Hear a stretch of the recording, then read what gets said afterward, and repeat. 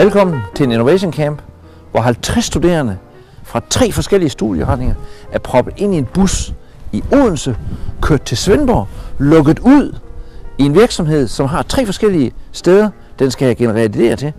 Hotel Svendborg, Valdemar Slot og Hotel Garni. Min rolle her er at være facilitator af processen, og det vil sige, at jeg skal få de studerende til at tænke så maksimalt ud af boksen. Så det, der kommer tilbage, dels er mange idéer, men også banebrydende idéer.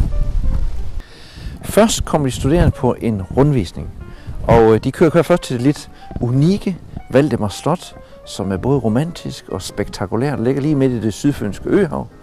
Så kommer de ind til Hotel Garni, som er et lille hotel, der ligger nede i havnen, og derfra så går de op igennem den romantiske Svendborg, op midt i byen, hvor hotel- og konferencestedet Hotel Svendborg ligger, og der foregår resten af processen. Det første vi gør, det er at teambuilde de studerende, og målet det er, at de bliver trygge ved hinanden, sådan at idéerne kan flyde frit.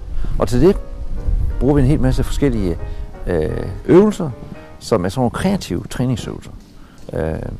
Og de er både sjove og sætter tankevirksomheden godt i gang. Så starter en kreativ proces, hvor de prøver at idégenerere med så mange idéer som muligt, så skæve idéer som muligt, så vilde. Og vi er måske oppe omkring over 1000 idéer, som ganske langsomt den første dag bliver kogt ned og kogt ned og kogt ned. Ved hjælp af provokationer bliver holdt ved lige og brudt ud. Vi har inspiration udefra.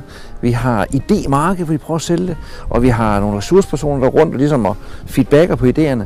Og den første dag ender de så i hver gruppe, der er 8 grupper, der arbejder, med måske at have 2, 3, 4 idéer i hver eneste gruppe. På dag 2, der prøver de at koge idéerne ned til 1 idé per gruppe, det vil sige 8.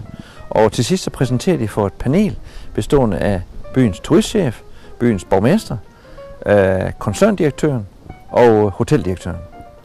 Og måske, hvis man kommer tilbage om et år eller 2, så er en af idéerne, eller 2 af idéerne, blevet til virkelighed.